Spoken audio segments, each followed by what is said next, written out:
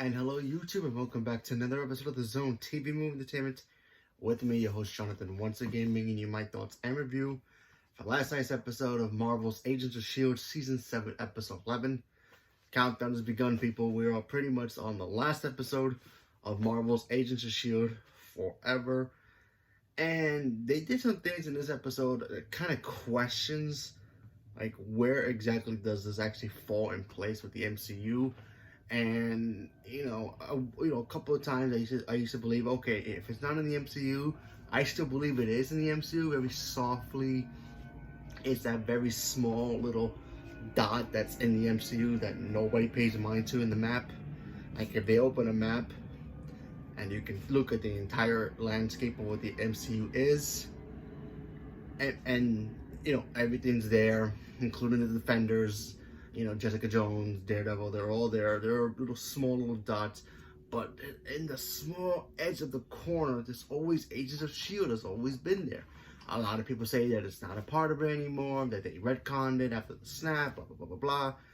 Well, tonight they kind of gave me the impression that it's not in the MCU. I just can't see it be a part of the MCU anymore because they did a thing here that kind of, I guess, retcons a little bit everything. Maybe it's still a part of the MCU. Who knows? Only Kevin Feige really knows if it's really a part of it.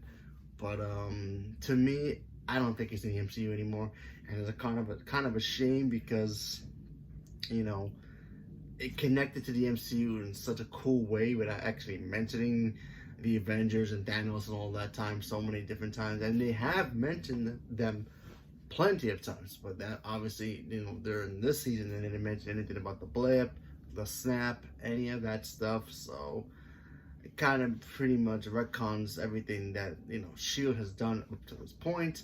That was in the MCU. That's now, it feels like it's not a part of it anymore. But let's talk about the actual episode. The episode, we all know that Gemma got taken by Malik, and the reason he took her is because he wants to know where Fitz is, so that way the Chronicons can come back and do their thing, and he had to go inside her mind. So we did get flashbacks of Fitz, because all season we didn't get to see him at all. We don't even know where he's at. His location is inside Gemma's mind, locked away somewhere, and Malik went in there to pretty much try to get him out. We saw great flashbacks of previous seasons of Fitz and Simmons together doing their thing. And then we even got to see a moment between the two of them talking about, hey, listen, I got to disappear, and we got to take it out of your mind so you wouldn't know where I am, so that way you could be safe.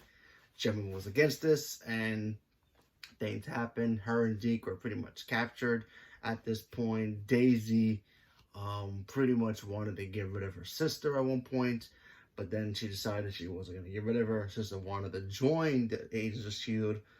to, I guess, change certain things, because apparently the timeline they're in now is a new timeline that they changed, because at one point when it was supposedly the timeline that they were supposed to prevent from changing has changed due to the fact that Daisy has a sister now. At one point she didn't, we all know that.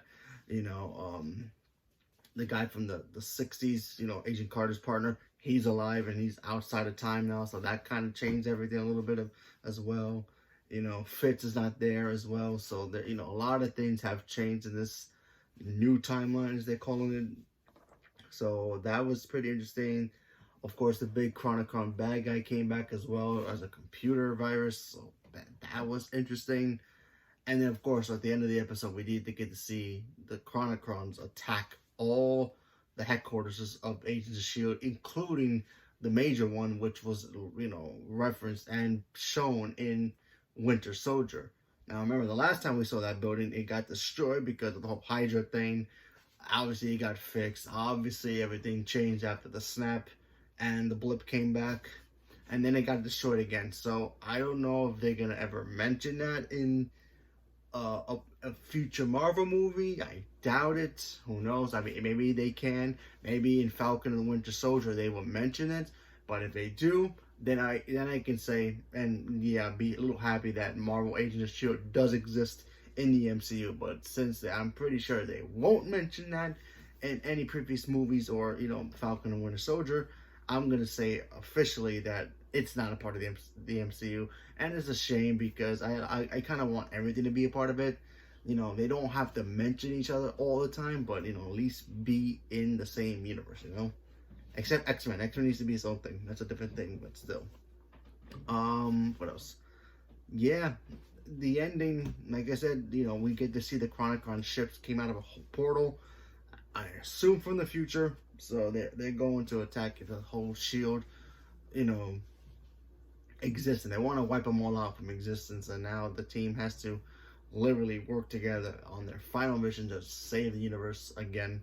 And who knows what's gonna happen? You know, anything can happen. Anybody can die in next week's 2-hour finale, which is a bummer. But man, I don't know. Who knows what's gonna happen with this show? But it's been one hell of a ride, and I enjoyed every single one of it. Moment of it.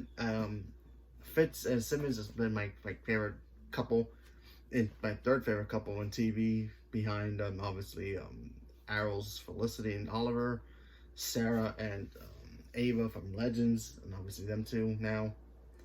But yeah, oh, Barry and Iris, they're fourth. So yeah, but yeah, favorite couples as goes Gemma and Fitz. You know, the actors who play them have great chemistry with each other. So even in the flashbacks, you get to see that emotion between the two of them, how they always argue, that they always loved each other.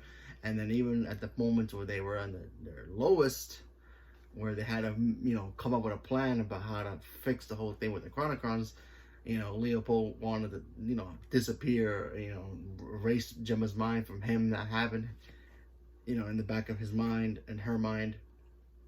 And at the end of that, we found out she doesn't remember anything at all. So how's that gonna be fixed? Are they gonna survive? Who knows? But it is interesting to see that's gonna happen. What's gonna happen with Daisy? Because she, at one point, she was like, "Yeah, you guys are my family. I don't know what I'm gonna do without you guys." So what's gonna happen with that? Who knows? I hope nobody really dies in this thing. But then again, I kind of also feel like if somebody does die, it would, you know, change certain things. I mean, yeah, we killed Coulson twice already in the MCU, but I don't know. I feel like if everybody survives, it won't be a impactful ending.